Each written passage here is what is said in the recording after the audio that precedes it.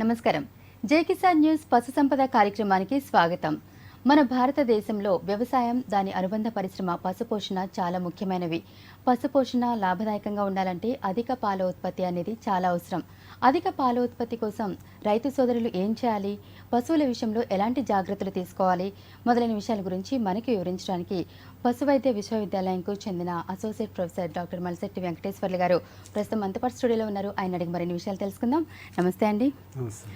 మనం చూస్తూనే ఉన్నాం, గ్రామీణ ప్రాంతాల్లో వ్యవసాయం ఎంత ఇంపార్టెంటో పశుపోషణ అనేది కూడా అంతే ఇంపార్టెంట్గా ఉంది. కానీ పాల ఉత్పత్తి అనేది చాలా తక్కువగా ఉంటుంది. ఎందుకు పాల ఉత్పత్తి మన దేశంలో అంత తక్కువగా ఉంటుంది? అంటే సాధారణంగా మన దేశం అనేది ప్రపంచంలోనే పాల ఉత్పత్తి లోపల ప్రథమ స్థానంలో ఉంది. అలాగే పాడి పశువుల సంఖ్యలో కూడా మన దేశంలో చాలా ఎక్కువ పాడి పశువులు ఉన్నాయి. పాడి పశువుల స్థానంలో కూడా ప్రపంచంలోనే ప్రథమ స్థానంలో ఉంది మన దేశం. కాకపోతే సరాసరి పాల దిగుబడి అనేది తక్కువగా ఉన్నది. యావరేజ్ మిల్క్ ఈల్డ్ అనేది వేరే డెవలప్డ్ కంట్రీస్, యూరోప్ కానీ అమెరికన్ కంట్రీస్తో కంపేర్ చేసుకుంటే మన దేశంలో ప్రతి ఆవు కానీ గేదెలో వచ్చేటువంటి సరాసరి ప్రతిరోజు వచ్చేటువంటి పాల దిగుబడి అనేది తక్కువగా ఉన్నది. దీనికి ముఖ్య కారణం ఏంటంటే మన దేశంలో ఉన్నటువంటి పశువులు సాధారణంగా మోస్ట్లీ ఇవి నాటు జాతికి చెందిన పశువులు. నాటు జాతికి చెందిన పశువులలో జన్యురీత్యా తక్కువగా పాలిచ్చే లక్షణాలు ఉంటాయి. అట్లాగే ఈ ఇంప్రూవ్డ్ వెరైటీస్లోనైతే పాలిచ్చే లక్షణాలు ఎక్కువగా ఉంటాయి. కానీ ఈ నాటు జాతి పశువుల్లో జన్యురీత్యానే తక్కువగా పాలిచ్చే అవకాశం ఉంటుంది. సెకండ్ వచ్చేసి వాటికి పెట్టేటువంటి పోషణ, వాటికి పెట్టే ఆహారంలో కూడా చాలా తక్కువ క్వాలిటీ ఉన్నటువంటి ఆహారాన్ని పెట్టడం, సరైన శాస్త్రీయ పద్ధతిలో వాటిని మనం పెంచకపోవడం వల్ల వాటి లోపల సరాసరి పాల దిగుబడి అనేది మన దేశంలో చాలా తక్కువ వస్తుంది. సాధారణంగా ఈ గేదెల్లో, ఆవుల లోపల ఈ మన దేశం లోపల సరాసరి దిగుబడి 1 నుంచి 2 లీటర్లే. ఒక్కొక్క పశువు తీసుకుంటే ప్రతిరోజు 1 నుంచి 2 లీటర్లే ఉంటున్నాయి. వేరే దేశాలలో తీసుకుంటే, యూరోపియన్ కంట్రీస్ తీసుకుంటే అక్కడ ఒక్కొక్క ఆవు నుంచి సరాసరి 25 నుంచి 30 లీటర్లు, ఒక్కొక్కటి 60 లీటర్లు, 70 లీటర్లు ఇచ్చే ఆవు జాతులు కూడా ఉన్నవి. వాళ్ళు ఆ విధంగా మనకు పాల దిగుబడిని పొందుతున్నారు. మన దేశంలో మాత్రం చాలా తక్కువగా ఉంటుంది. దీని ముఖ్య కారణం ఏంటంటే వాటిని శాస్త్రీయ పద్ధతిలో పెంచకపోవడము, అలాగే వాటికి సరైన ఆహారాన్ని, దాన్ని పెట్టే దానా విషయంలో కానీ, పచ్చిగడ్డి, ఎండుగడ్డి విషయంలో కానీ సక్రమంగా మనం పెట్టకపోవడం వల్ల మన దేశం లోపల ఉండేటువంటి ఆవులు, గేదెల లోపల పాల దిగుబడి అనేది చాలా తక్కువగా ఉంటుంది. ఓకే.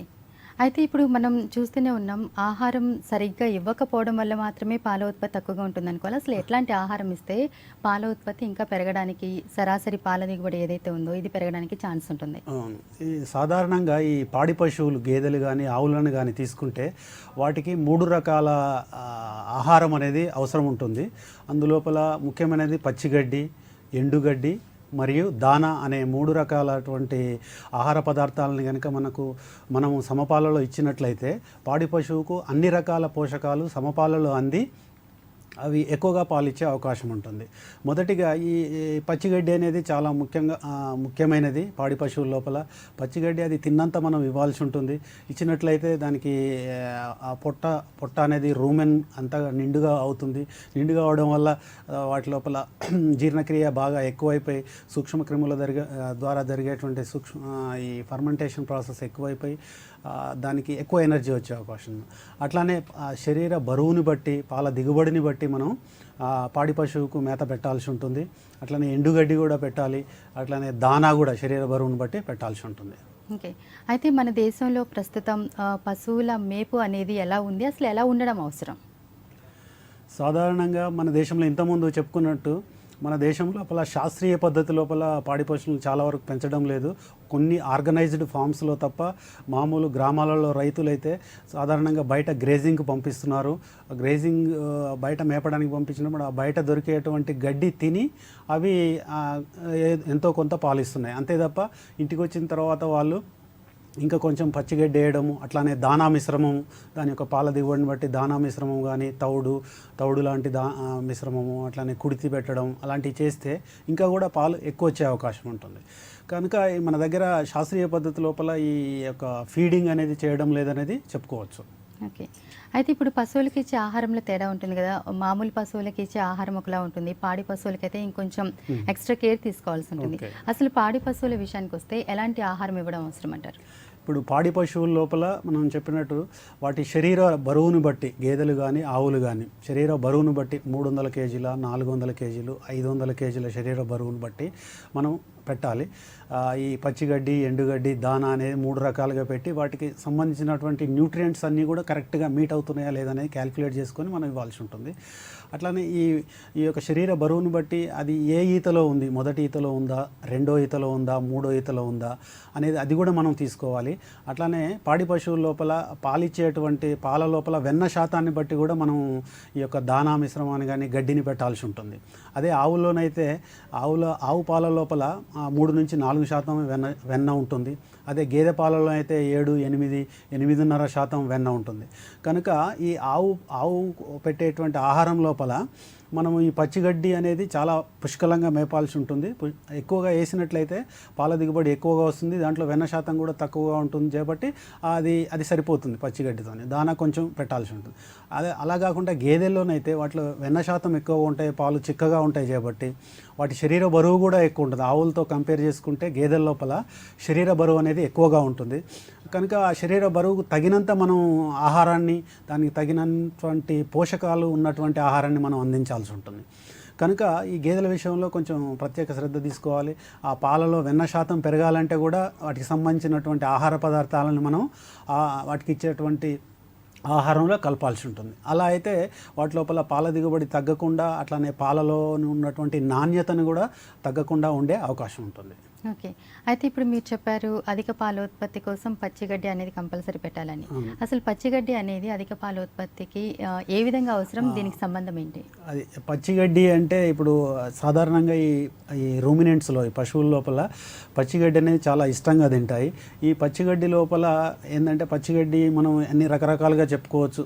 పప్పు జాతి పశుగ్రాసాలు, అట్లానే గింజ జాతి పశుగ్రాసాలు అని పచ్చిగడ్డి ఉంటుంది.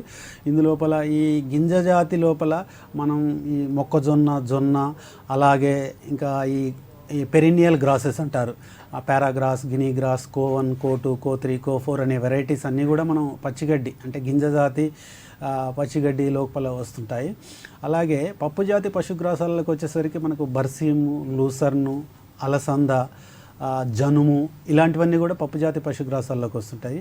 ఈ 2 రకాల ఈ పశుగ్రాసాలు, పచ్చిగడ్డలు అనేవి పాడి పశువులకు చాలా అతి ముఖ్యమైన ఆహారం అన్నట్టు.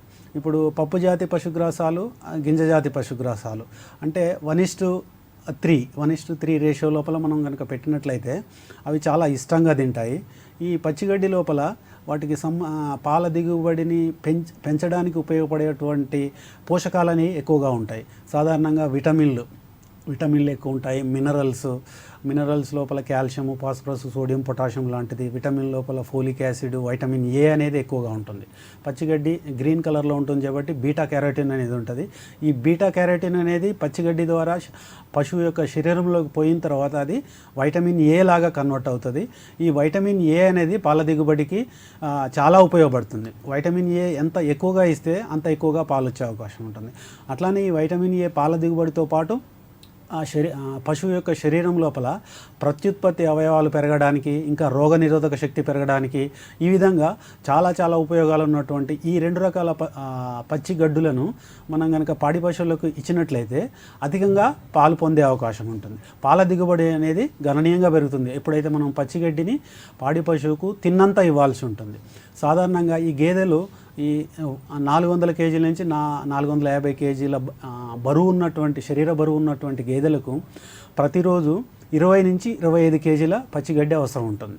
మనం ఇవ్వాల్సి ఉంటుంది దాని పాల దిగుబడిని బట్టి. అలాగే శరీర బరువు ఇంకా ఎక్కువ ఉందనుకోండి, కొంచెం ఇంకా 5 కేజీలు ఎక్కువ ఇవ్వాలి. శరీర బరువు తక్కువ ఉన్నట్లయితే మనం 10-15 కేజీల పచ్చిగడ్డి ఇచ్చినట్లయితే సరిపోతుంది. అది శరీరానికి సరిపోయి ఈ పచ్చిగడ్డితో పాటు ఇంకా ఎండుగడ్డి కూడా పెట్టాలి, దానా కూడా పెట్టాల్సి ఉంటుంది. ఓకే. అయితే ఇప్పుడు పచ్చిగడ్డి అనేది అన్నిసార్లు అందుబాటులో లేకపోవచ్చు. ఒక్కొక్కసారి పచ్చిగడ్డి అందుబాటులో లేకపోయినప్పుడు దీనికి ఆల్టర్నేటివ్ ఏంటి? అయితే పచ్చిగడ్డి అనేది రైతుకు దొరకనప్పుడు మనకు వర్షాకాలం లోపల అధికంగా వర్షాలు పడ్డప్పుడు మామూలు గడ్డి అనేది ప్యాచెస్ లాగా బాగా పెరుగుతూ ఉంటుంది. ఈ జూలై ఆగస్టు మాసం లోపల పుష్కలంగా పచ్చిగడ్డి దొరుకుతూ ఉంటుంది, సాధారణంగా వర్షాలు ఎక్కువ ఉండడం. అప్పుడు ఆ సమయం లోపల దొరికేటువంటి పచ్చిగడ్డిని కట్ చేసి దాన్ని మనం సైలేజ్ లాగా దాన్ని మనం తయారు చేసుకోవాలి. ఒక పిట్టు తీసేసి ఆ పిట్టు లోపల ఈ పచ్చిగడ్డి బాగా పుష్కలంగా దొరికేటువంటి సెప్టెంబర్ అక్టోబర్ మాసాల లోపల దాన్ని కట్ చేసి గుంతలో వేసేయాలి. గుంతలో వేసి దాన్ని గాలి చొరబడకుండా దాన్ని సీల్ చేయాల్సి ఉంటుంది. గాలి చొరబడకుండా దాన్ని సీల్ చేసిన తర్వాత పచ్చిగడ్డి దొరకని సమయం లోపల ఆ గుంత లోపల వేసినటువంటి ఈ సైలేజ్ని మనం తీసి పాడి పశువు కనుక మేపుకున్నట్లయితే అది పచ్చిగడ్డితో సమానమైనటువంటి పోషకాలు ఉన్నటువంటి పచ్చిగడ్డిలాగా పనికొస్తుంది. అలాగే గుంత లోపల ఎనరోబిక్ ఫర్మెంటేషన్ జరుగుతుంది కాబట్టి సైలేజ్ తయారయ్యేటప్పుడు ఆ పచ్చిగడ్డి కూడా దాని యొక్క ప్యాలటబిలిటీ పెరిగే అవకాశం ఉంటుంది, రుచి, అట్లనే దానిలో ఉన్నటువంటి పోషకాలు ఎక్కువగా డైజెస్ట్ అయ్యే అవకాశం ఉంటుంది. ప్రోటీన్స్ కానీ, స్టార్చ్ కానీ, అట్లనే ఫ్యాట్స్, ఇలాంటివి పచ్చిగడ్డిలో ఉన్నటువంటి డైజెస్టబిలిటీ అనేది కూడా పెరుగుతూ ఉంటుంది ఈ సైలేజ్ కనుక మేపినట్లయితే. ఓకే. అయితే ఇప్పుడు పచ్చిగడ్డి అనేది చాలా అవసరం అన్నారు, దాంతోపాటు దానా కూడా ఇవ్వాలి అన్నారు. అధిక పాల ఉత్పత్తి కోసం ఎంత దానా ఇవ్వడం అవసరం పశువులకి? అయితే ఈ దానా అనేది పాడి పశువుల లోపల సాధారణంగా పాడి పశువుల లోపల ఈ గేదెలు కానీ ఆవులు కానీ మొదటి 4 నుంచి 5 లీటర్ల పాల దిగుబడి వరకు మనం ఎలాంటి దానా ఇవ్వనవసరం లేదు. ప్రొవైడెడ్ మనకు ఈ పచ్చిగడ్డి అనేది అది తిన్నంత మనం అందించగలగాలి. రోజుకు 5 నుంచి 6 కేజీల ఎండుగడ్డి పెట్టగలిగితే పాడి పశువు నుంచి రోజుకు 4 నుంచి 5 లీటర్ల పాలు వచ్చే అవకాశం ఉంటుంది. అలాంటప్పుడు మనం దానా పెట్టాల్సిన అవసరం లేదు. ఇక 5 లీటర్ల కంటే ఎక్కువ పాలు ఇచ్చేటువంటి పాడి పశువులలో మనం దానా ఇవ్వాల్సి ఉంటుంది. అది ఎలాగంటే అది కూడా మళ్ళీ శరీర బరువును బట్టి అది ఏ లాక్టేషన్లో ఉంది, ఫస్ట్ లాక్టేషనా, సెకండ్ లాక్టేషనా, ఇవన్నీ తీసుకోవాలి. ప్రతి 2 లీటర్ల పాల దిగుబడికి 1 కేజీ దానా ఇవ్వాల్సి ఉంటుంది గేదెల్లోనైతే. అదే ఆవుల్లోనైతే ప్రతి 2.5 లీటర్ల పాల దిగుబడికి 1 కేజీ దానా అనేది ఇవ్వాల్సి ఉంటుంది. ఈ దానా అనేది మనకు బయట మార్కెట్లో దొరుకుతుంది, మనం కూడా తయారు చేసుకోవచ్చు. దానా మిశ్రమం అనేది మనకు లోకల్గా దొరికే అటువంటి మొక్కజొన్నలు, పత్తి గింజల చెక్క, వేరుశనగ చెక్క, అట్లనే వరి తవుడు, ఇలాంటివన్నీ ప్రాపర్గా మిక్స్ చేసుకొని దానా మనమే తయారు చేసుకోవచ్చు. లేదు అంటే మార్కెట్లో దొరికేటువంటి దానాను కూడా తీసుకొచ్చి మేపచ్చు. ఓకే. అయితే ఇప్పుడు అధిక పాల ఉత్పత్తి కోసం ఎండుగడ్డి అనేది కూడా చాలా అవసరం. అసలు ఎండుగడ్డి ఎంతవరకు దోహదపడుతుంది అధిక పాల ఉత్పత్తికి? అంటే అధిక పాల దిగుబడికి ఈ యొక్క పచ్చిగడ్డి అనేదే బాగా ఉపయోగపడుతుంది. అట్లానే దానా, ఈ రెండే అధిక పాల యొక్క క్వాంటిటీ పెరగడానికి. అలాగే దానిలో క్వాలిటీ అంటే దానిలో ఫ్యాట్ అనేది పెరగాలంటే, వెన్న శాతం పెరగాలంటే మాత్రం ఈ ప్రతి పాడి పశువుకు తప్పకుండా ప్రతిరోజు 5 నుంచి 6-7 కేజీల ఎండుగడ్డి అనేది మనం వరిగడ్డి లాంటి ఎండుగడ్డి అనేది తప్పకుండా మనం పాడి పశువుకు పెట్టాల్సి ఉంటుంది. సాధారణంగా రైతులు పచ్చిగడ్డి ఒకటే పెడతారు, పాలు పలచగా ఉంటున్నాయి సార్ అని చెప్పి చాలామంది మా దగ్గరికి వస్తూ ఉంటారు. ఎందుకంటే పచ్చిగడ్డి ఒకటే కాకుండా ఎండుగడ్డి కూడా పెట్టినట్లయితే ఎండుగడ్డి తినడం వల్ల పాడి పశువు యొక్క పొట్ట లోపల, రూమెన్ లోపల ఎసిటిక్ యాసిడ్ అనేది ప్రొడక్షన్ ఎక్కువగా అవుతుంది. ఆ ఎసిటిక్ యాసిడ్ అనేది మిల్క్ ఫ్యాట్ సింథసిస్కు ఉపయోగపడుతుంది. అలా ఎండుగడ్డి పెట్టకపోతే ఎసిటిక్ యాసిడ్ ప్రొడ్యూస్ కాదు, మిల్క్ ఫ్యాట్ అనేది మనకు సింథసైజ్ కాదు. కనుక పాలు పల్చగా ఉంటాయి, ప్రొడక్షన్ బాగానే ఉంటుంది కానీ పాలు పల్చగా ఉంటాయి. పాలు చిక్కగా నాణ్యంగా ఉండాలంటే ఎండుగడ్డి కూడా ప్రతి పశువుకు పెట్టాల్సి ఉంటుంది. ఓకే. అయితే ఇప్పుడు మీరు చెప్పారు ఎండుగడ్డి అనేది పెట్టడం చాలా అవసరం అధిక పాల దిగుబడి కోసం అని చెప్పి. కానీ చాలామందికి ఎప్పుడెప్పుడు ఎండుగడ్డి వేయాలి, ఎంతెంత వేయాలి అనేది ఒక ఐడియా ఉండదు. అంటే ఎంత వేస్తే అన్ని పాలు వస్తాయి కదా అన్న ఉద్దేశంతో ఉంటారు. ఇది ఎంతవరకు కరెక్ట్ అంటారు?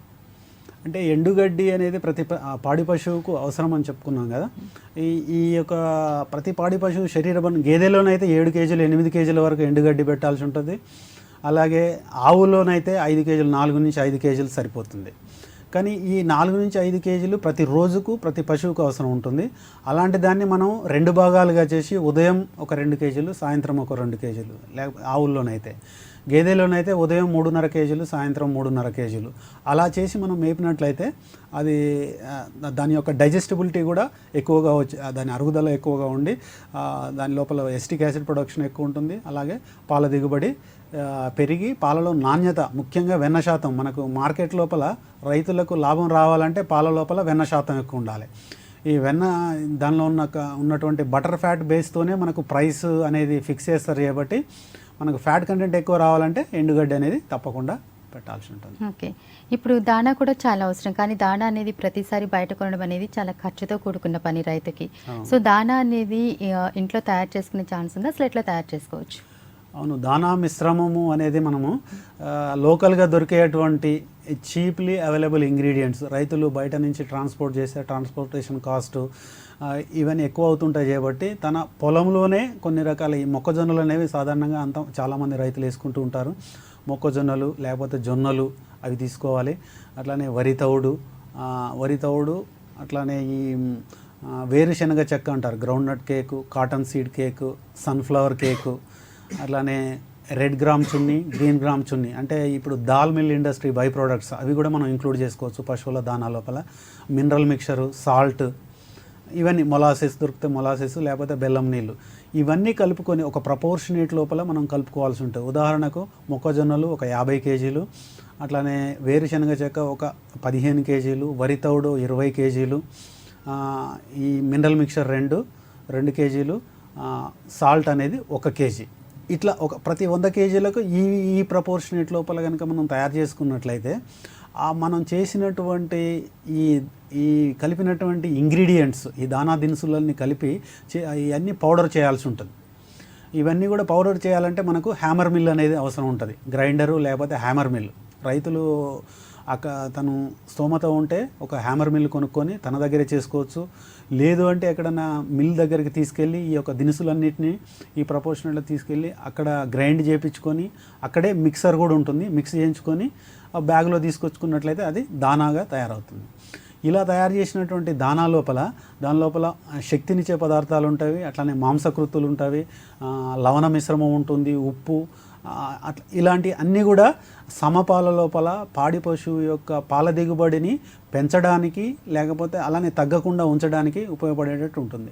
ఇలా తయారు చేసుకున్నట్టు దానా లోపల మనకు సాధారణంగా ఈ యొక్క జీర్ణమయ్యే పోషకాలు, మొత్తం జీర్ణమయ్యే పోషకాలు 70% వరకు ఉండాలి. అట్లానే మొత్తం జీర్ణమయ్యే మాంసకృతులు అనేవి ఒక 18 నుంచి 20% వరకు ఉండాలి. తప్పకుండా ఇలా ఉండేటట్టు మనం దానా దినుసులన్నింటినీ కలుపుకొని తయారు చేసుకున్నట్లయితే మనకు బయట కొంటే కాస్ట్ అనేది ఎక్కువ అవుతుంది. ఇంట్లోనే తయారు చేసుకుంటే ఇంట్లో పెరిగినటువంటి ఈ మొక్కజొన్నలు లోకల్గా దొరికేటువంటి మొక్కజొన్నలు, అట్లానే వరి తవుడు, ఇవన్నీ మిక్స్ చేసుకొని కనుక మనం తయారు చేసుకున్నట్టే కాస్ట్ అనేది తగ్గుతూ ఉంటుంది. ఎందుకంటే ఈ పాల ఉత్పత్తి ఖర్చు, మొత్తం ఖర్చు లోపల వాటికి పెట్టే మేతకే 65 నుంచి 70% వరకు మేతకే ఖర్చు అవుతుంది. కనుక ఈ మేత ఖర్చు అనేది తగ్గించుకుంటే ఆ తగ్గిన ఖర్చు అనేది రైతుకు ప్రాఫిట్గా వచ్చే అవకాశం ఉంటుంది. కనుక రైతు ఏం చేయాలంటే పచ్చిగడ్డి అనేది పుష్కలంగా తన ఫామ్ లోపల దాన్ని పెంచుకోవాలి, అది పుష్కలంగా తిన్నంత మేపాలి. అట్లానే దానా కూడా తన దగ్గరే తయారు చేసుకొని మేపగలిగితే బయట దానా ఖర్చుని, పాడి పశువుకు పెట్టేటువంటి ఆహారం, దానికి పెట్టే మేత యొక్క ఖర్చుని తగ్గించుకొని తనకి ఎక్కువగా లాభాలు వచ్చే అవకాశం ఉంటుంది. ఓకే, అయితే ఇప్పుడు రైతన్న దానాను ఎంత క్వాంటిటీ వరకు తయారు చేసుకోవచ్చు, ఎంతవరకు దీన్ని వాడుకోవచ్చు అంటారు? అంటే ఎంతకాలమైనా దాన్ని యూజ్ చేస్తూ ఉండవచ్చు? అది అంటే రైతు స్తోమతని బట్టి అండి. ఇక్కడ రైతుకు ఎంతైనా నెంబర్ ఆఫ్ ఎన్ని పశువులు ఉన్నాయి అతని దగ్గర, 10 ఉన్నాయా, 5 ఉన్నాయా, లేకపోతే 20 ఉన్నాయా, వాటి యొక్క పశువులు బట్టి, వాటి దిగుబడిని బట్టి, ఆ పాల దిగుబడి ఎంత 8 లీటర్లు ఇస్తుందా, ఒక్కొక్కటి 10 లీటర్లు ఇస్తుందా, 5 లీటర్లు ఇస్తుందా, దిగుబడిని బట్టి మనం ఇంతకుముందు చెప్పుకున్నట్టు ప్రతి 5 లీటర్ల తర్వాత ప్రతి 2 లీటర్లకు 1 కేజీ దానా అనేది అవసరం ఉంటుంది ప్రతిరోజు. అలా మనం క్యాలిక్యులేట్ చేసుకొని ఆ విధంగా రైతు తన దగ్గరే చేసుకోవచ్చు. దానికి కొంచెం ఖర్చుతో కూడుకున్నది. ఇంతకుముందు మనం చెప్పినట్టు గ్రైండరు లేకపోతే హ్యామర్ మిల్ అనేది అవసరం ఉంటుంది, దాన్ని పర్చేజ్ చేసి పెట్టుకోవాలా. ఈ దానా దినుసులు అనేవి లోకల్గా దొరికేటట్లుంటే వాటిని ప్రొక్యూర్ చేసుకొని ఆ గ్రైండర్లో వేస్తే అదంతా పౌడర్ లాగా బయటకు వస్తుంది. ఆ తర్వాత మనం హ్యాండ్ మిక్స్ కూడా, ఆ మిక్సర్ లేకపోతే మనం చేతితో కూడా మాన్యువల్గా మనం మిక్స్ చేసుకోవచ్చు. మిక్స్ చేసుకొని పశువులకు మేపుకుంటే సరిపోతుంది. ఓకే, అయితే ఇప్పుడు మన భారతదేశంలోని గ్రామీణ ప్రాంతాల్లో ఎక్కువగా నిరక్షరాస్యులు ఉంటారు. అసలు అసలు వీళ్ళకి దాణా తయారీ విధానం వీటి గురించి ఎంతవరకు అవగాహన ఉందంటారు? అంటే సాధారణంగా మన మన మన దేశంలో మన రాష్ట్రంలో ఎలా ఉందంటే దానా అంటే శాస్త్రీయ పద్ధతిలో అన్ని రకాల పోషకాలు ఉన్నటువంటి దానాని వాళ్ళు సాధారణంగా మేపడం లేదు. ఏమనుకుంటారంటే వరి తవుడు అనేది ఒకటి తీసుకొస్తారు. మన మిల్లులు మన ప్రతి గ్రామంలో ప్రతి చిన్న చిన్న టౌన్స్ లోపల ఈ రైస్ మిల్స్ ఉంటాయి కాబట్టి రైస్ మిల్ బై ప్రోడక్ట్ వరి తవుడు, ఆ నూనె తీసిన వరి తవుడు అలాంటివి తీసుకొచ్చేసి పెడతా ఉంటారు. పెట్టి వాళ్ళు ఏమంటారంటే దాన్నే దానాలాగా వాళ్ళు ట్రీట్ చేస్తూ ఉంటారు. కానీ వరి తవుడు ఒక్కటే పెడితే దాని లోపల ఓన్లీ శక్తినిచ్చే పదార్థాలే ఉంటాయి, దాని లోపల మాంసకృతులు అనేవి ఎక్కువగా ఉండవు. కనుక వాళ్ళలో అవేర్నెస్ అంటే మన ఏరియా లోపల అవేర్నెస్ తేవాలంటే ఇట్లా అన్ని రకాల మొక్కజొన్నలు, వేరుశనగ చెక్క, లేకపోతే పత్తి గింజల చెక్క, ఇవన్నీ కూడా కలిపి ఒక ప్రపోర్షనేట్ లోపల ఒక నిష్పత్తి ప్రకారం వాటిని కలిపి చేసినటువంటి దానానే మనం కనుక పాడి పశువులకు పెట్టినట్టయితే దాని లోపల అన్ని రకాల పోషక పదార్థాలు సమపాలలో ఉంటాయి. అవన్నీ కూడా పాల దిగుబడికి పెరగడానికి ఉపయోగపడే అవకాశం ఉంటుంది. ఓకే. సో ఇప్పుడు అధిక పాల దిగుబడి కోసం పశువుల మేపు అనేది చాలా ఇంపార్టెంట్. ఈ పశువుల మేపు విషయంలో రైతు సోదరులు ఎలాంటి నియమాలు పాటించడం అవసరం? ఇప్పుడు సాధారణంగా ఇవన్నీ రైతు దగ్గర పచ్చిగడ్డి ఉంటుంది, ఎండుగడ్డి ఉంటుంది, అట్లనే దానా కూడా ఉంటుంది. ఇవన్నీ ఉన్నా కానీ వాటిని ఒక పద్ధతి ప్రకారం వాటికి మనం పెట్టాల్సి ఉంటుంది. అదే ఇంతకుముందు అనుకున్నట్టు శరీర బరువు శాస్త్రీయ పద్ధతిని ఎక్కువ పెట్టినా నష్టమే, పాడి పశువుకు మరీ తక్కువ పెట్టినా నష్టమే. కనుక దాని శరీర బరువుని అంచనా వేస్తూ దాని యొక్క పాల దిగుబడిని, ఆ స్టేజ్ ఆఫ్ లాక్టేషన్ అంటే మొదటి ఈతలో ఉందా, రెండో ఈతలో ఉందా, మూడో ఈతలో ఉందా, అట్లానే అది పాల దిగుబడి పాలు ఒకసారి ఈనిన తర్వాత అది 10 నెలల వరకు పాలు ఇస్తుంది. ఈనిన తర్వాత వెంటనే మనం ఎక్కువ పోషకాలు ఉన్నటువంటి ఆహారాన్ని ఇవ్వాల్సి ఉంటుంది. పాల దిగుబడి తగ్గే కొద్దీ మనం పెట్టే ఆహారంలో కొంచెం తగ్గించినా కానీ బాగానే ఉంటుంది. ఇలా మనం దాని యొక్క స్టేజ్ ఆఫ్ లాక్టేషన్ని బట్టి మనం ఈ యొక్క ఆహారాన్ని ఇవ్వాల్సి ఉంటుంది. ఓకే. అయితే ఇప్పుడు మీరు చెప్పారు దాణాను శాస్త్రీయంగా తయారు చేసుకోవాలి, అట్లాగే పాడి పశువులను కూడా శాస్త్రీయంగా మేపడం చాలా అవసరం అధిక పాల దిగుబడికి అని. అసలు ఈ శాస్త్రీయంగా మేపడం అంటే ఏంటి? శాస్త్రీయంగా దాణా తయారు చేసుకోవడం ఇవన్నీ ఏంటి? అంటే శాస్త్రీయంగా అంటే మనం ఇంతకుముందు మాట్లాడుకున్నట్టు దాని యొక్క సైంటిఫిక్ వే లోపల అదే మళ్ళీ అదే వస్తుంది. శరీర బరువు, స్టేజ్ ఆఫ్ లాక్టేషన్, దానిలో వెన్న శాతాన్ని బట్టి కూడా మనం వెన్న శాతం ఎక్కువ ఉందనుకోండి ఎక్కువ పోషకాలు ఉన్నటువంటి ఆహారం ఇవ్వాలి. ఆవు పాల లోపల 3 నుంచి 4% వెన్న ఉంటుంది కాబట్టి వాటిలో కొంచెం తక్కువ పోషకాలు ఉన్న ఆహారం ఇచ్చినా కానీ అది దట్ విల్ టేక్ కేర్ అన్నట్టు. అదే గేదె పాలలో ఎక్కువ ఫ్యాట్ ఎక్కువ ఉంటుంది కాబట్టి ఎక్కువ పోషకాలు ఉన్నది ఇవ్వాల్సి ఉంటుంది. అట్లానే మనం ఈ రేషన్ ఫార్ములేషన్, బ్యాలెన్స్డ్ రేషన్ అనేది కూడా మనం తయారు చేసుకోవాల్సి ఉంటుంది.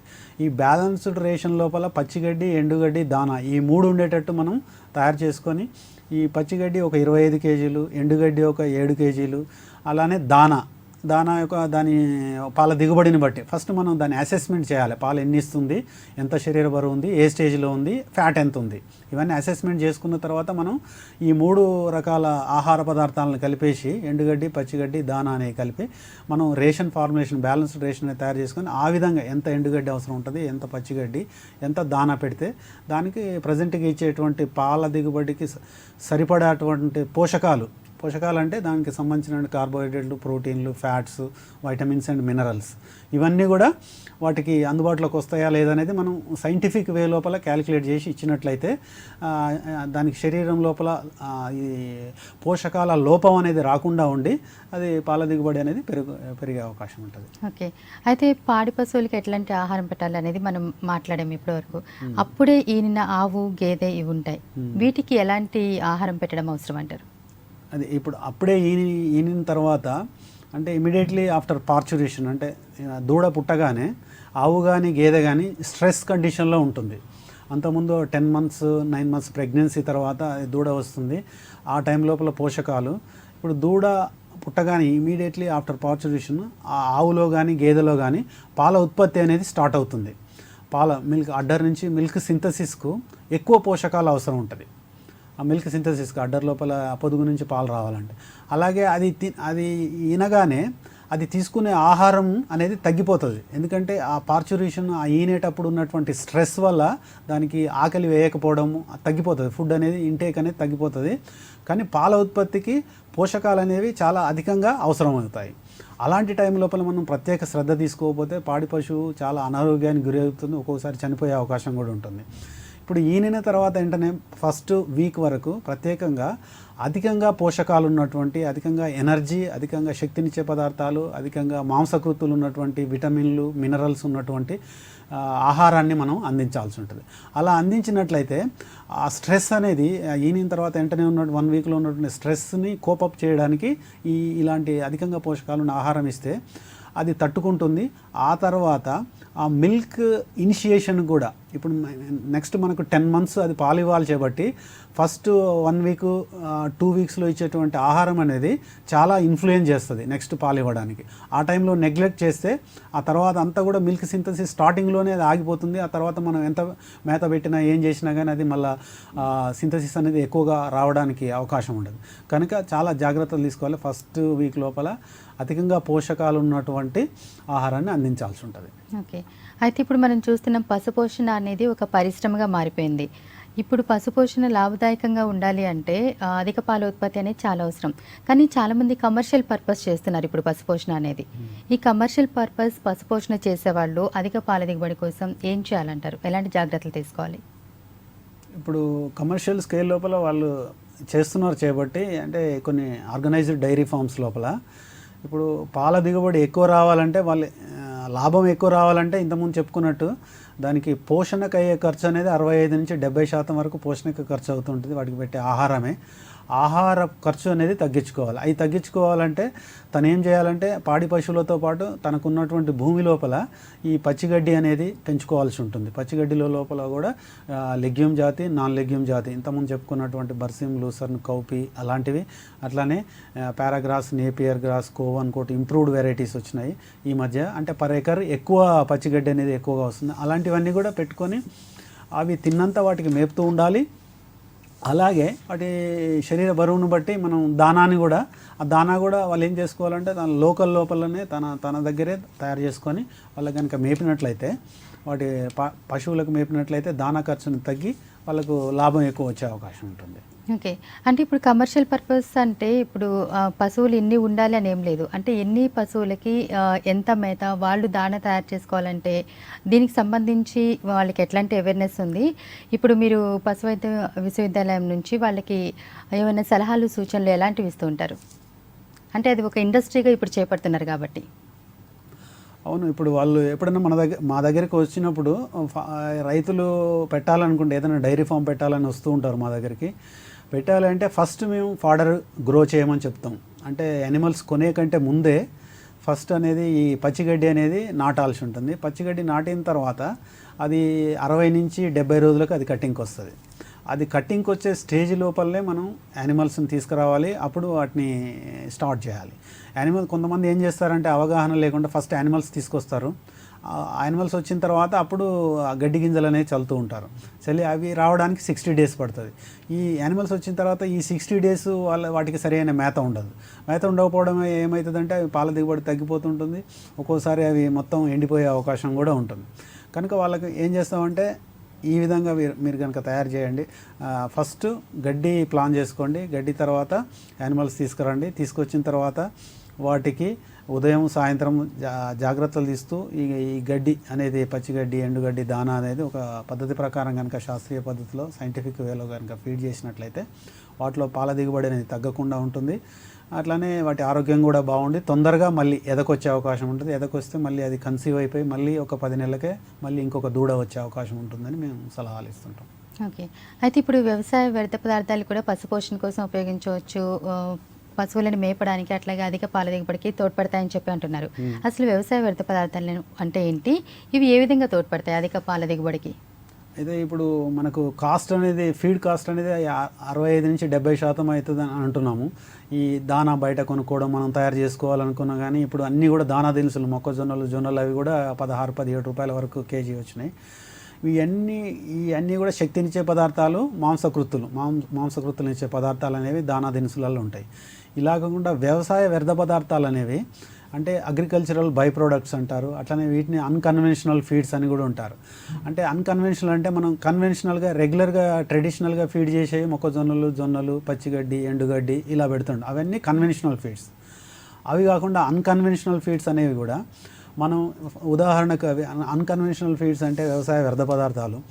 వ్యవసాయం లోపల ఈ జొన్న చొప్ప, మొక్కజొన్న చొప్ప, వరిగడ్డి, ఈ జొన్న చొప్ప అంటే ఇప్పుడు జొన్న క్రాప్ వేసిన తర్వాత జొన్నలు అనేవి మనుషుల తినడానికి ఉపయోగపడతాయి, లేకపోతే పౌల్ట్రీ ఫీడ్ గానో ఏదో చేస్తారు. దాని చొప్ప అనేది ఉంటుంది. ఆ చొప్ప అనేది అది వేస్ట్గా రైతులు ఏం చేస్తారంటే జొన్న చొప్ప కానీ, మొక్కజొన్న చొప్ప కానీ, సజ్జ చొప్ప ఇవన్నీ కూడా ఫార్మర్స్ ఫీల్డ్ లోపలనే వాటిని ఒక్కోసారి ఏం చేస్తారంటే కాల్ చేస్తూ ఉంటారు. కాల్ చేయడం వల్ల ఇవి వేస్ట్ అయిపోతుంటుంది. అట్లానే పొల్యూషన్ కూడా వచ్చే అవకాశం ఉంటుంది. దాని ద్వారా వచ్చేటువంటి పొగ ద్వారా మనుషులకు కూడా కొన్ని రకాల వ్యాధులు, శ్వాసకోశ వ్యాధులు వచ్చే అవకాశం ఉంటుంది. కనుక ఈ జొన్నలు తీసుకున్న తర్వాత ఆ గ్రెయిన్స్ అనేవి సపరేట్ చేసిన తర్వాత ఉండేటువంటి చొప్పని మనం దాని లోపల కొన్ని పోషకాలు ఉన్నాయి. దాని లోపల 3 నుంచి 4% మాంసకృతులు, అట్లానే సెల్యులోజు, హెమిసెల్యులోజు, ఇట్లా ఈ పీచు పదార్థాలు అనేవి రూమినెంట్స్ ఈజీగా, ఈ పాడి పశువులని ఈజీగా డైజెస్ట్ చేసుకోగలుగుతాయి. ఆ పీచు పదార్థము అట్లానే కొద్దిగా ఉన్నటువంటి ఈ మాంసకృతులు ఈ మొక్కజొన్న చొప్పని మనం కలెక్ట్ చేసుకోవాలి. అట్లనే ఇంకా వేరే అగ్రికల్చరల్ బై ప్రోడక్ట్స్ ఉన్నాయి. అట్లనే ఫారెస్ట్ గ్రాసు ఏది దొరికినా కానీ ఇప్పుడు ఈ యొక్క పాడి పశువుల్లో ఉన్నటువంటి గుణం ఏంటంటే ఎలాంటి ఆహారమైనా కానీ తింటే అది డైజెస్ట్ చేసుకుంటుంది. ఎందుకంటే దాని లోపల మిలియన్స్ కొద్ది మైక్రో ఆర్గానిజమ్స్ ఉంటాయి రూమెన్ లోపల. అవన్నీ కూడా డైజెస్ట్ చేసేసి ఎలాంటి ఆహారమైనా పర్లేదు, కాకపోతే విష పదార్థాలు అనేవి లేకుండా చూసుకోవాలి. అలాంటి పదార్థాలు కనుక వ్యవసాయ వ్యర్థ పదార్థాలు ఏదైనా కానీ దాన్ని ప్రాసెస్ చేసి కనుక పెట్టగలిగితే వ్యవసాయ వ్యర్థ పదార్థాలు మనం ఉదాహరణకు మొక్కజొన్న చొప్ప, జొన్న చొప్ప అదొక 50% లెవెలు. మిగతా 50% అనేది ఈ కన్వెన్షనల్ ఫీడ్స్ మొక్కజొన్నలు, జొన్నలు, అట్లనే వరి తవుడు, మినరల్ మిక్చర్, సాల్ట్, ఇవన్నీ కూడా 50-50 రేషియో లోపల మనం కనుక కలిపేసి వాటిని గ్రైండ్ చేసి మిక్స్ చేసి దాన్ని దానాలాగా తయారు చేసుకుంటాం. వ్యవసాయ వ్యర్థ పదార్థం వృధాగా పోతాయి. యాక్చువల్గా అవి అయితే రైతులు ఏం చేస్తారంటే ఫార్మర్స్లో పోయే వాటిని మనం కలెక్ట్ చేసుకోవాలి, గ్రైండ్ చేయాలి, చాప్ చేయాలి, గ్రైండ్ చేయాలి, పౌడర్ లాగా చేసేసి 50% అవి కలపాలి. మిగతా 50% ఏమో ఈ మొక్కజొన్నలు అవన్నీ కలిపేసి దాన్ని పౌడర్ చేస్తే దాన్ని మనం వ్యవసాయ వ్యర్థ పదార్థాలతో చేసినటువంటి సంపూర్ణ సమీకృత దానా అని అంటారు. దీన్నే కంప్లీట్ ఫీడ్ అని కూడా అంటారు. కంప్లీట్ ఫీడ్ లేకపోతే సంపూర్ణ సమీకృత దానా. ఈ దానాన్ని కనుక మనం పాడి పశువులకు ఇచ్చినట్లయితే మనం ఇంకా వేరే ఎలాంటి ఎండుగడ్డి పెట్టనవసరం లేదు, పచ్చిగడ్డి పెట్టనవసరం లేదు, దానా కూడా పెట్టనవసరం లేకుండా వాటికి పాల ఉత్పత్తి పెరగడానికి లేకపోతే ఉన్నటువంటి పాల ఉత్పత్తిని అది సస్టైన్ చేయడానికి ఉపయోగపడే అవకాశం ఉంటుంది. ఓకే అండి, ఇప్పుడు ఖమ్మం విజయ డైరీ చైర్మన్ హరిప్రసాద్ గారు లైన్లో ఉన్నారు, ఆయనతో మాట్లాడదాం. హరిప్రసాద్ గారు నమస్తే అండి. నమస్తే అమ్మా. హరిప్రసాద్ గారు, ఎట్లా నడుస్తుంది డైరీ ఫామ్? ప్రస్తుతం ఉన్న పరిస్థితుల్లో లాభాల బాటలోనే ఉందనుకోవచ్చా? నష్టాలు ఏమైనా ఉన్నాయా? అసలు ఎట్లాంటి ప్రాబ్లమ్స్ ఫేస్ చేస్తున్నారు డైరీ ఫామ్ నిర్వహణలో?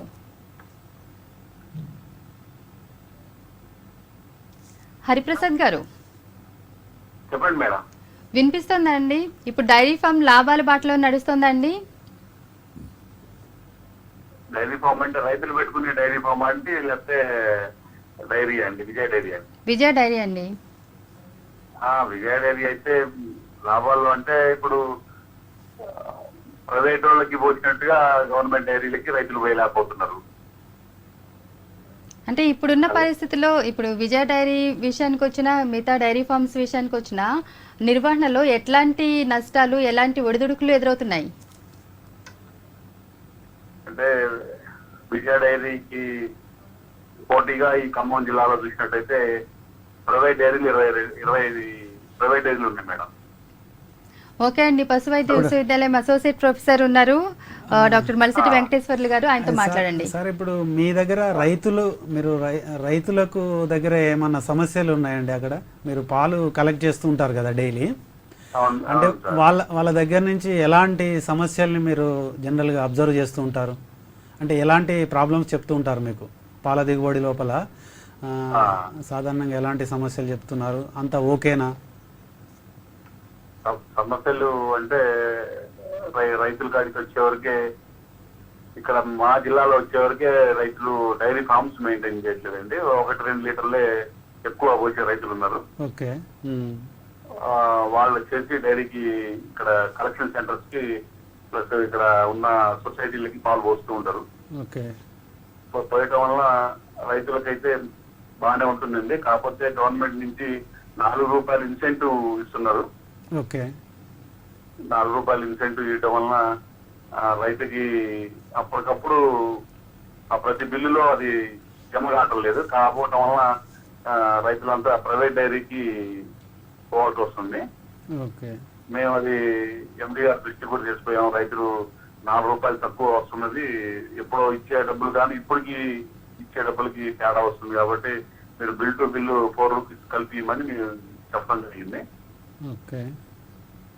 అది కర్ణాటకలో ఆ సిస్టమ్ ఉంది కాబట్టి మన తెలంగాణలో కూడా ఆ సిస్టమ్ పెట్టాలనే ఆలోచనతో అట్లా గవర్నమెంట్ ₹4 బోనస్ ఇవ్వటం వలన ఆ ఇబ్బందులు జరుగుతున్నాయండి. అదే సార్, ఇంకా మీకు ఇప్పుడు 2 లీటర్లు 3 లీటర్లే పోస్తున్నారు అంటున్నారు కదా ప్రతి రైతు. అది కాకుండా కొంచెం ఆ పాల దిగుబడి 2 నుంచి 4 లీటర్లు 6 లీటర్లు పెరగడానికి ఏమన్నా ప్రయత్నాలు ఏమైనా చేస్తున్నారా? మీ తరపు నుంచి ఏమైనా సలహాలు ఏమైనా ఇస్తున్నారా, లేకపోతే అలాంటి ఏమైనా చేస్తున్నారా? ఇప్పుడు సాధారణంగా ఇప్పుడు ఆ 2 లీటర్లు ఇచ్చేటువంటి గేదె కానీ ఆవు కానీ దానికి కొంచెం శ్రద్ధ తీసుకున్నట్లయితే ఇంకొక లీటరు 2 లీటర్లు పెరిగే అవకాశం ఉంటుంది.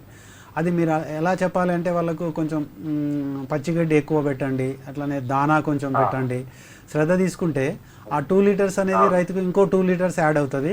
ఇంకొక ₹80 ₹70 పర్ డే ఎక్కువ వచ్చే అవకాశం ఉంటుంది. అలాంటివి ఏమైనా చేస్తున్నారా? అంటే 2 లీటర్స్ ఎందుకు వస్తుంది అంటే వాళ్ళ దగ్గర ఈ ముర్రా జాతికి సంబంధించినవి ఉన్నాయండి. అంటే హర్యానా నుంచి కాకపోయినా ఇక్కడ ఉన్న పులుసు వలన కానీ ఈ విషయం ద్వారా కానీ వచ్చిన దూడలతోనే వస్తున్నాయి. బాగానే 4 లీటర్లు అట్లా ఇస్తున్నాయి. కానీ ఇంట్లో వాడుకోగా మా ఇంటికి 1 లీటర్ 2 లీటర్లు ఇంట్లో వాడుకోగా మిగిలిన 1 లీటర్లు డైరీలు పోస్తుంటాం. అది అట్లానే లేకపోతే నెంబర్ ఆఫ్ యానిమల్ ఇంకో 2 గేదెలన్నా పెట్టుకోమని అట్లా. ఇప్పుడు ఉదాహరణకు 2 ఉన్నాయనుకోండి, ప్రస్తుతం 2 ఉంటే మీకు ఒక 4 లీటర్ల పాలు పోస్తున్నారు. ఇంకో దానికి తోడుగా ఇంకో 2 యానిమల్స్ పెట్టుకున్నారు అనుకో వాళ్ళు గేదెలు, వాళ్ళకి ఇంకో కొంచెం ఇన్కమ్ వచ్చే అవకాశం ఉంటుంది కదా. అట్లా గ్రామాల్లో చూసినట్టయితే సార్ ఇంటి అవసరాల కోసం 1 గేదె 2 గేదెల్ని మెయింటైన్ చేసుకోవడం జరుగుతుంది. ఓకే. చూసినప్పుడు ఒక మంచినీళ్ళ బాటిల్ ₹20 అమ్ముతున్నారు. గేదె పాలు ఇచ్చేసి యావరేజ్ వచ్చేవరకు 35 లీటర్లే వస్తుంది. ₹35 వస్తుంది లీటర్కి. అవును. గేదె వినిన దగ్గర నుంచి ఎండిపోయే లోపల వరకు చూస్తే యావరేజ్ రేట్ చూస్తే ₹35 వస్తుంది. కానీ 10 వస్తే ₹60 ఇస్తున్నారు. కానీ 10 ఎప్పుడు వస్తుందంటే గేదె ఎండిపోయే ముందు ఇక ఇంకా 2 నెలలకి ఎండిపోతాను, అప్పుడు ఫ్యాట్ ₹10 రావడం ₹60 వస్తాయి. అప్పుడు పాల దిగుబడి తగ్గుతుంది. ఎండిపోయే ముందు పాల దిగుబడి తగ్గిపోతుంది, 1-2 లీటర్లే వస్తాయి. ఇప్పుడు వచ్చేసేవరికి బాగా ఫ్యాట్ లో ఫ్యాట్ వస్తుంది గేదెలు ఈయన కానీ చూసినట్టయితే. అప్పుడు మరి ₹25 ₹30 గేదెకి వస్తుంది, లీటర్కి వస్తుంది. ఓకే. ఓకే. మీడియం యావరేజ్ చూసుకున్నట్టయితే ₹35 వస్తుంది. కాబట్టి వర్కౌట్ కావట్లేదు రైతు వారిగా. డైరీలో ఉన్న గేదెలు పెడదాం 10 గేదెలు పెడదామంటే పెట్టే పరిస్థితి లేకుండా ఉన్నది. వర్కౌట్ కావట్లేదు. గేదె వచ్చేవరకే 70,000 80,000 గేదె అవుతుంది. ఆ గేదె వచ్చేవరకే 6 లీటర్లు అట్లా ఇవ్వగలుగుతుంది. పూటగా 6 ఇచ్చినా యావరేజ్ 10 లీటర్లు ఇస్తుంది ఉదయం సాయంత్రం కలిపితే. దానివల్ల వర్కౌట్ కావటం లేదు. అందుకనే ఎక్కువ గేదెల మీద ఇంట్రెస్ట్ చూపించలేదు. పల్లెటూర్లలో కూడా చూడండి పాలు అమ్ముడు పోతున్నాయి, ప్యాకెట్ పాలు పల్లెటూర్లలో కొంటున్నారు. కాబట్టి గవర్నమెంట్ దీన్ని రేటు పెంచాలి. రైతుకి పెంచినట్టయితే ఇంకా ఎక్కువ గేదెలు పెంచుకోవడానికి అవకాశం ఉంటది. అట్లే లోన్లు ఇవ్వాలి, లోన్లు ఇవ్వట్లేదు. సబ్సిడీలు ఇవ్వాలి, సబ్సిడీలు ఇవ్వట్లేదు. దీనివల్ల అంత 70,000 80,000 పెట్టి గేదెలు కొని డైరీలు నడుపుదామనే ఆలోచనలో లేదు సార్. అందుకోసమే డైరీలు రోజు రోజుకి గ్రామాల్లో చూసినట్టయితే మా ఊర్లో మొత్తం ప్రొడక్షన్ అన్ని పాలు అన్ని కలిపితే 300 లీటర్లు ఉన్నాయి సార్. మా ఊరు వచ్చేసి 630 ఇళ్ళు ఉంటాయి. ఇప్పుడు వచ్చేసరికి మా డైరీకి అన్ని ఇంకే డైరీ లేదు. వెండర్స్ అయితే మా డైరీకి వచ్చి అయితే మొత్తం కలిపితే వాళ్ళ రైతుల అవసరాలకు పోతే మిగతా పాలన్నీ కలిపితే 300 లీటర్లే ఉంటాయి. అంటే రైతుకి వర్కౌట్ కావట్లేదు కాబట్టి అది గేదెలు పెంచడానికి అంత ఇంట్రెస్ట్ చూపించలేదు. అయితే అది ఎట్లా అంటే దానికి భవిష్యత్తులో చూస్తే మేము అనుకోవటం రైతుగా మేము భవిష్యత్తులో చూస్తే అసలు ఇవి పాలు కొనే వాళ్ళ సంఖ్య ఎక్కువ అవుతుందో. అవును అవును. కాబట్టి గవర్నమెంట్ దీని మీద ప్రత్యేక దృష్టి పెట్టి కాస్ట్ అనేది పెంచాలి, పాల ఖరీదు పెంచాలి. ఇప్పుడు ఉత్పత్తిని పెంచాలంటే గేదెల సంఖ్య పెరగాలి. ఆ గేదెలు కూడా అక్కడ బయట నుంచి జాతి గేదెలు రావాలి. వచ్చినప్పుడే దాని పాల ఉత్పత్తి పెరుగుతుంది, ముర్రా జాతి గేదె పెరుగుతుంది. అప్పుడు పాల ఉత్పత్తి పెరిగినప్పుడే సాధ్యమవుతుంది. అవునండి. అయితే ఇప్పుడు మనం వాళ్ళ రైతులకు మీరు అన్నారు, ఇప్పుడు వాళ్ళకు చేయలేకపోతున్నారు, లాభం లేదు ఈ గేదెలు పెంచడం వల్ల అని చెప్పి, దానికి మరి ప్రత్యామ్నాయంగా మనం ఆలోచించి వాళ్ళకు పెంచేటట్టు చేయాలి. ఇప్పుడు సాధారణంగా ఏం చేస్తారు, అవును 70,000 80,000 పెట్టి ₹1,00,000 పెట్టి గేదెను కొంటున్నారు ఈ రోజుల్లో మీరు అన్నట్టు. నేను చూశాను, ప్రాక్టికల్గా నేను కూడా అబ్జర్వ్ చేశాను. కానీ దాంట్లోంచి వచ్చేది 6 లీటర్లు 8 లీటర్లే వస్తుంది. ₹1,00,000 ఇంట్రెస్ట్ క్యాలిక్యులేట్ చేసుకున్నా, దానికి దానా పెట్టాలి, రోజు పచ్చిగడ్డి పెట్టాలి, ఎండుగడ్డి, అవన్నీ క్యాలిక్యులేట్ చేసుకుని మళ్ళీ రోజంతా పని చేయాలి గేదెతో పాటు ఒక మనిషి చేసి ఇదంతా చేస్తే కూడా అది ప్రాఫిటబుల్ కావట్లేదు అంటున్నారు. అది కరెక్టే. దానికి మనం ప్రత్యామ్నాయం అనేది ఆలోచించాలి, ఏం చేయాలి అనేది. ఇప్పుడు దాని కాస్ట్, గేదెల ప్రొడక్షన్ అనేది పెంచితే కాస్ట్ అనేది తగ్గిపోతుంది. ముర్రా జాతి గేదెలు ఎక్కడో తీసుకొచ్చి మనం హర్యానా నుంచో పంజాబ్ నుంచో తీసుకొస్తే ₹1,00,000 70,000 80,000 అవుతుంది. అలా కాకుండా మన దగ్గరనే వాటి ప్రొడక్షన్ని ఎక్కువ చేయాలి, చేస్తే ఆటోమేటిక్గా కాస్ట్ అనేది తగ్గిపోతుంది. అదొకటి. అట్లానే మనకు ఈ పచ్చి గడ్డి అనేది కూడా బాగా పెంచడానికి పశువులకు అనేది గడ్డి అనేది కూడా చాలా ఇంపార్టెంట్. పాల దిగుబడి పెరగాలంటే మీకు తెలిసింది అదే, ఆ గడ్డి పెంపకానికి కూడా ప్రోత్సాహకాలు చేయాలి, రైతులలో అవేర్నెస్ అనేది క్రియేట్ చేయాలి. అట్లానే ఇంతకుముందు నేను చెప్పిన వ్యవసాయ వ్యర్థ పదార్థాలు అనేవి కూడా ఉంటాయి.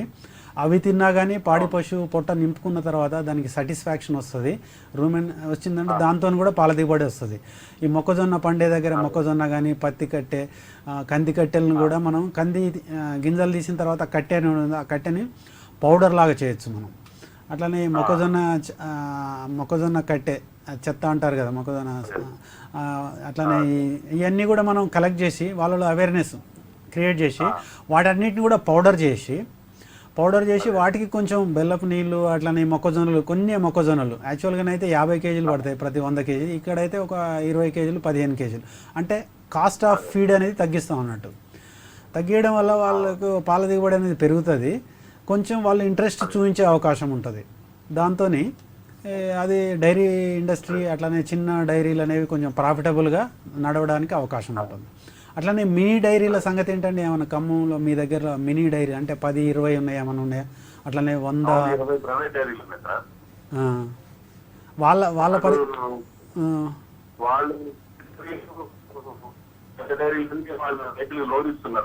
ఓకే, గేదెలు లోన్ ఇస్తున్నారు.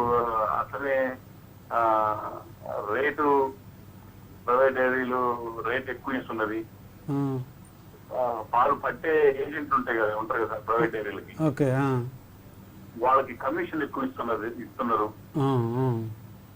దానివల్ల ఆ కమిషన్ ఎక్కువ వస్తుందని చెప్పి గ్రామాలలో పాలు పట్టే వాళ్ళు ఎక్కువ అయ్యి ఆ ప్రైవేట్ డైరీలకి మా కమిషన్ ఎక్కువ వస్తుంది కాబట్టి అని వాళ్ళు ప్రైవేట్ డైరీలకి పంపిస్తున్నారు.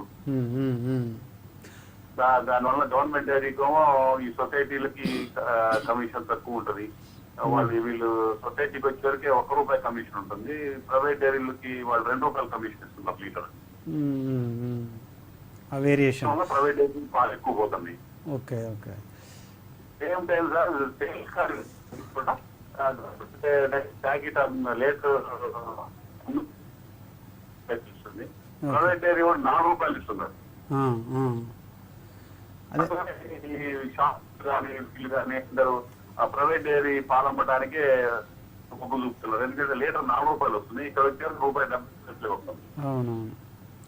కాబట్టి విజయ డైరీ పాలు అయితే ఇప్పుడు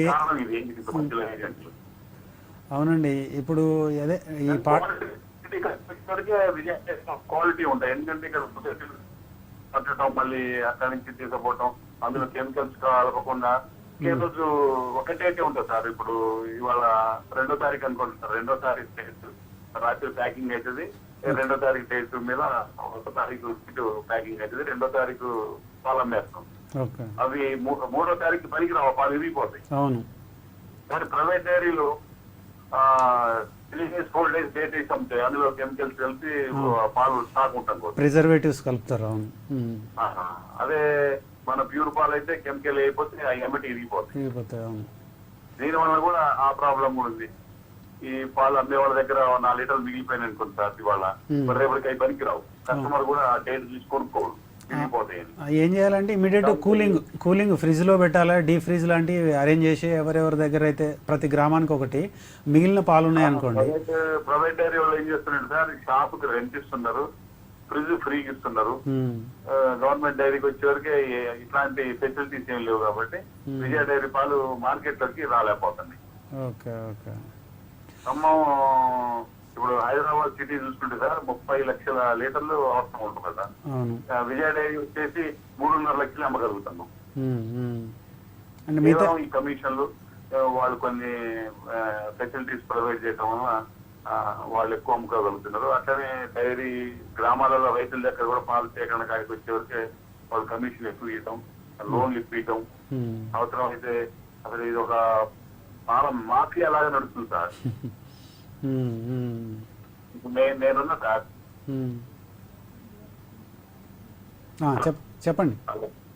చెప్పండి హరిప్రసాద్ గారు. నేను ఈ జిల్లాలో చాలా గ్రామాలు తిరుగుతుంటాను కదా సార్.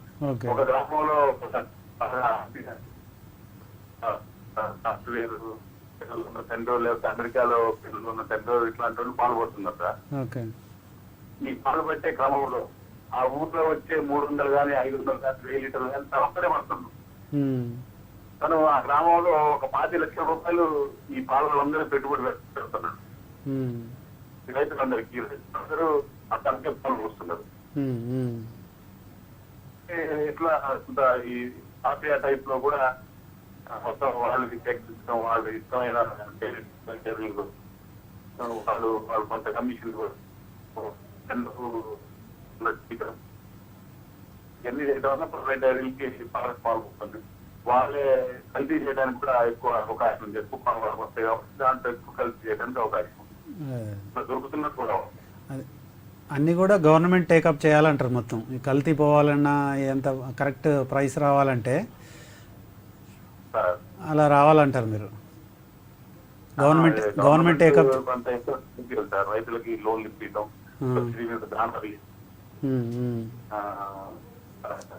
అయితే ఈ కోకోరు ఇట్లాంటివన్నీ ఫ్రీగా ఇచ్చి కొంత అవకాశం కల్పిస్తే బాగానే ఉంటుంది సార్. యూనిట్ లో కూడా ఇప్పుడు గవర్నమెంట్ ఏం చేస్తుంది సార్, ఒక యూనిట్ అని చెప్పేసి 2 గేదెలు ఇస్తుంది. ఒక గేదె ఫస్ట్, ఒక గేదె సెకండ్. ఈ గేదె ఎండిపోయి 6 నెలల తర్వాత ఇంకో గేదె ఇస్తుంది సార్. అతనికి వర్కౌట్ కాదు. తను మనం ఇంకా తనుకున్నట్టు తను ఒక్కడే కూడా బయటికి పోతే కూల్ వస్తుంది, కూల్ దండగా ఇస్తుంది సార్. అట్లా కాకుండా ఒక్కొక్కరికి ఒక 10 గేదెలు ఇవ్వాలి. నాబార్డు నుంచి 10 గేదెలు ఇప్పించి వాళ్ళకి అన్ని ఫెసిలిటీస్ అంటే సబ్సిడీ నాబార్డు నుంచి 20%. మినీ డైరీస్ అన్నట్టు 10 గేదెలు అంటే మినీ డైరీ లాగా ఇవ్వాలి. మినీ డైరీ 1-2 ఇస్తే అంత ఒకటి.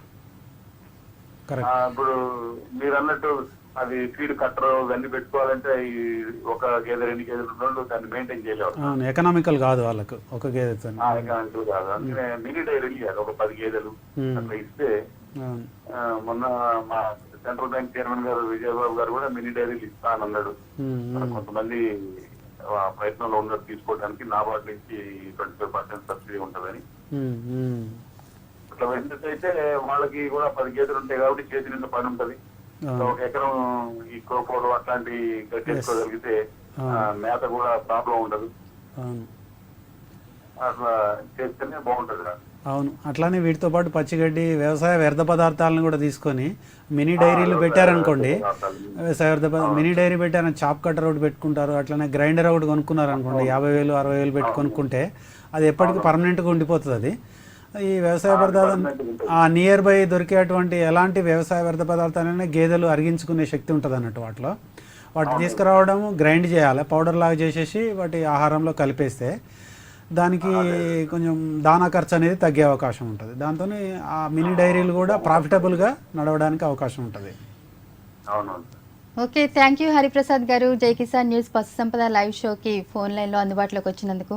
ఇప్పుడు మీరు చెప్పండి, అధిక పాల దిగుబడి పైనే ఎక్కువ లాభాలు అనేవి పశుపోషణ అనేది ఆధారపడి ఉంటుంది.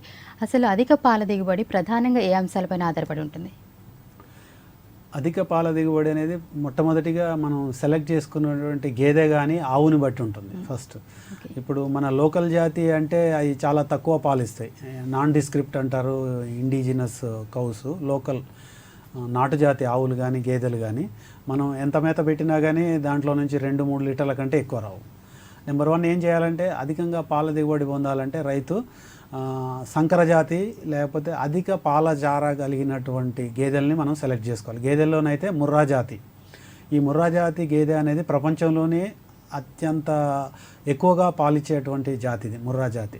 మన దేశంలో ఉంది అది మనం సెలెక్ట్ చేసుకోవాలి. దానికి కొంచెం మనం పోషణ అనేది ఎక్కువ చేసినట్లయితే అది 10 లీటర్ల నుంచి 15 లీటర్ల వరకు కూడా పాలిచ్చే అవకాశం ఉంటుంది. ఎక్కువగా ఫ్యాట్ ఉంటుంది ఆ పాల లోపల. ఫ్యాట్ ఎక్కువ ఉంటుంది కాబట్టి రైతుకు లాభం కూడా ఎక్కువ వచ్చే అవకాశం. అది నెంబర్ 1. అదే ఆవుల్లోనైతే నాటు ఆవులు కాకుండా మనకు అత్యధికంగా పాలిచ్చేటువంటి ఆవుల లోపల సంకర జాతి ఆవులు, ఇప్పుడు హాల్స్టీన్ ఫ్రీజియన్ హెచ్ఎఫ్ అంటారు, జెర్సీ అంటారు. హెచ్ఎఫ్ జెర్సీ ఆవులని కూడా మనం సెలెక్ట్ చేసుకోవచ్చు. అవి తీసుకొని మనం ఈ పోషణ అనేది ముఖ్యం. అవి అధిక పాలచార ఉంటుంది. ఆ పాలచార పశువులకు తీసుకున్న తర్వాత వాటికి ఎక్కువ ఆహారం పెడితేనే, వాటికి పెట్టేటువంటి మేత ఎక్కువ పెడితేనే పాలు వస్తాయి. పాలచార ఉంది కదా అని చెప్పి మనం తీసుకొచ్చి ఇంట్లో పెట్టి ఏది పడితే అది ఎండుగడ్డో ఏదో చెత్త చెదారం పెడితే అది పాలు ఎక్కువ కాదు. తీసుకున్న తర్వాత మనం దానికి సంబంధించినటువంటి సైంటిఫిక్ వే లోపల కనుక మనం ఫీడ్ చేసినట్లయితే ఈ సంకరజాతి ఆవులు, ఈ ప్యూర్ జెర్సీ హెచ్ఎఫ్ అనేది మన లోకల్ ఆవులతోని సంకరపరచగా వచ్చేటువంటి 50% 60% వరకు మనం ఫస్ట్ జనరేషన్ సెకండ్ జనరేషన్ ఆవులను కనుక తీసుకుంటే మన వాతావరణానికి, మనది వేడి వాతావరణం, జెర్సీ హెచ్ఎఫ్ అనేది యాక్చువల్గా హాలండ్ వెస్ట్రన్ కంట్రీస్ లోపల చల్లని వాతావరణం. అది వీడికి వచ్చేసరికి ఆవులు అక్కడ పుట్టినటువంటి ఆవులు ఒరిజినల్గా ఇక్కడ బ్రతకలేవు కాబట్టి ఒక ఫస్ట్ జనరేషన్ మన లోకల్ ఆవులతో సంకరపరచగా వచ్చేటువంటి ఫస్ట్ 50% బ్లడ్ ఉంటుంది అన్నట్టు, ఎగ్జాటిక్ బ్లడ్.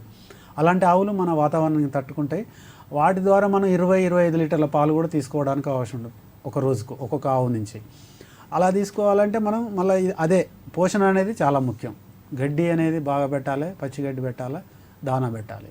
ఈ పచ్చిగడ్డి దానా అంటే ఖర్చుతో కూడుకుంది. దానికి ఆల్టర్నేటివ్ మనం ఏం చూసుకోవాలంటే వ్యవసాయ వ్యర్థ పదార్థం అన్కన్వెన్షనల్ ఫీడ్స్ ఏమైనా ఉన్నాయో చూసుకోవాలి లోకల్ నియర్ బై. లేదు అంటే రైతుకు ఉన్నటువంటి భూమి లోపలనే వర్షాధారంగా కానీ లేకపోతే బోర్వెల్ ద్వారా కానీ గడ్డి పెంచుకోవడం, దాంతోనే మేపుకున్నట్లయితే దానికి మేత ఖర్చు తగ్గుతుంది, అతనికి ప్రాఫిట్స్ వచ్చే అవకాశం ఉంటుంది. ఓకే అండి, నెక్స్ట్ గుంటూరు నుంచి నర్సరావు అనే కాలర్ లైన్లో ఉన్నారు, మాట్లాడదాం. నర్సరావు గారు నమస్తే అండి. నమస్తే అండి. నర్సరావు గారు మీ డౌట్ ఏంటి అడగండి. మేము గేదెలకి ఎద్దులు ఉన్నాయండి మాకు. ఓకే. వాటికి వచ్చేటప్పటికే సొప్ప జొన్న మామూలుగా కోసేస్తున్నామండి. ఓకే. పచ్చిదండి? పచ్చిది వేస్తామండి. ఇప్పుడు వచ్చేటప్పటికి వేసవకాలం వచ్చేటప్పటికి ఎండిది వేస్తామండి. ఓకే. అయితే వేస్ట్ పోతుందండి మాకు. అది మాకు కట్టర్ కావాలండి, అది ఎక్కడ దొరుకుతుంది ఏంటి? చాప్ కట్టర్లు దొరుకుతాయండి బయట. మీరు మాది గుంటూరు జిల్లా అండి. అది ఎక్కడ దొరుకుతుంది? గుంటూరు జిల్లాలో కూడా మీకు వెటర్నరీ డాక్టర్ ఉంటాడు కదా మీ మండలంలో. అవునండి. మీకు యాక్చువల్గా ఇక్కడ గవర్నమెంట్లో అయితే కొన్ని గవర్నమెంట్ సబ్సిడీ కూడా వస్తున్నాయి. చాప్ కట్టర్ 20,000 ఖర్చు, 20,000 దాని కెపాసిటీని బట్టి ఉంటుంది. ఈ చాప్ కట్టర్ లోపల మనం చేయితో తిప్పుకోవడానికి, అట్లానే ఎలక్ట్రిసిటీతో నడిచేయి, అట్లా చాలా వెరైటీస్ ఉన్నాయి అందులో. మీకు ఏది ఎన్ని మీ దగ్గర ఎన్ని పశువులు ఉన్నాయి దాన్ని బట్టి 5-6 ఉన్నాయంటే మీరు కరెంటుతో నడిచేదాన్ని మీరు తీసుకోవచ్చు. హార్డ్ కేస్ ఇంజనీరింగ్ వాళ్ళు ఇస్తారు మీకు. మీ డాక్టర్ని కలిసిన మీ అసిస్టెంట్ డైరెక్టర్స్ ఉంటారు, వాళ్ళు కూడా మీకు ఒక్కోసారి గవర్నమెంట్స్ కూడా సబ్సిడీ ఇస్తుంది. 50% సబ్సిడీతోనే చాప్ కట్టర్స్ అప్లై చేస్తున్నారు. లేదు మీ పర్సనల్గా మీ ఓన్గా కూడా సబ్సిడీ లేకుండా కూడా కొనుక్కోవచ్చు. అది కొనుక్కోవాలంటే మన దగ్గర దొరుకుతాయండి అవి. హైదరాబాద్లో హార్డ్ కేస్ ఇంజనీరింగ్ వాళ్ళు, ఇంకా వేరే బయట వాళ్ళు కూడా ఇస్తారు. మీరు ఇంటర్నెట్లో కూడా సెర్చ్ చేసుకుంటే మీకు దొరుకుతుంది ఎక్కడ అడ్రస్ అనేది కూడా. ఇంటర్నెట్లో కూడా మీకు చాప్ కట్టర్స్ అవైలబిలిటీ వాటి అడ్రస్, ఫోన్ నెంబర్లు అన్నీ కూడా దొరుకుతాయి మీకు. మాకు వచ్చేటప్పటికి ఇంటర్నెట్ లో చూస్తే ఒకసారి మా అబ్బాయి బెంగళూరు, హైదరాబాద్ అట్లా దూరం చెప్తున్నారండి. అంతేనండి. ఇక్కడ దగ్గర మరి ఆ గుంటూరు ఆ ఏరియాలో లేవు అనుకుంటాండి. నాకు తెలిసినంత వరకు విజయవాడ, గుంటూరు ఏరియాలో ఆ చాఫ్ కట్టర్స్ తయారు చేసే మిషనరీ లేదనుకుంటా. ఇక్కడ నుంచే ట్రాన్స్పోర్ట్ చేయాలి నాకు తెలిసి. సబ్సిడీ కింద ఒకసారి ట్రై చేసామండి, వాళ్ళు అసలు మాకు తెలియదు అన్నట్లు మాట్లాడారండి.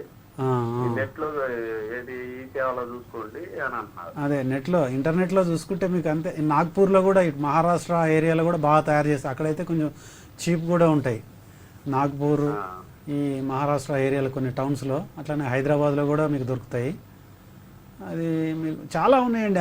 పాతవి కూడా దొరుకుతాయి. నాకు తెలిసి హైదరాబాద్లో, గుంటూరు ఏరియాలో కూడా మీరు కొంచెం అసిస్టెంట్ డైరెక్టర్ కార్యాలయానికి పోండి. అక్కడ యానిమల్ హస్బెండరీ అసిస్టెంట్ డైరెక్టర్, లేకపోతే అక్కడ ఉన్న వెటర్నరీ డాక్టర్ని, సీనియర్ కొంచెం ఎక్స్పీరియన్స్ ఉన్నటువంటి డాక్టర్ని మీరు కన్సల్ట్ కండి. ఆయన మీకు సలహాలు చెప్తాడు ఎక్కడ దొరుకుతాయి ఏంటి చాప్ కట్టర్స్ అని. Okay, thanks for calling Narasarao garu. Thank you so much doctor Malasetti Venkateswarlu garu. అసలు అధిక పాల దిగుబడి అంటే ఏంటి, అధిక పాల దిగుబడి కోసం రైతు సోదరులు ఎలాంటి జాగ్రత్తలు తీసుకోవాలి, పశువులకి ఎలాంటి దాణా, ఎలాంటి ఆహారం పెట్టాలి మొదలైన విషయాల గురించి చాలా చక్కగా ఎక్స్ప్లెయిన్ చేశారు. కాలర్స్ అడిగిన డౌట్స్ కూడా చాలా చక్కగా క్లారిఫై చేశారు. Thank you so much. ఇది ఇవాల్టి పశు సంపద కార్యక్రమం. మరో కార్యక్రమంలో మళ్ళీ కలుద్దాం. చూస్తూనే ఉండండి తొలి తెలుగు వ్యవసాయ ఛానల్ జై కిసాన్ న్యూస్. నమస్కారం.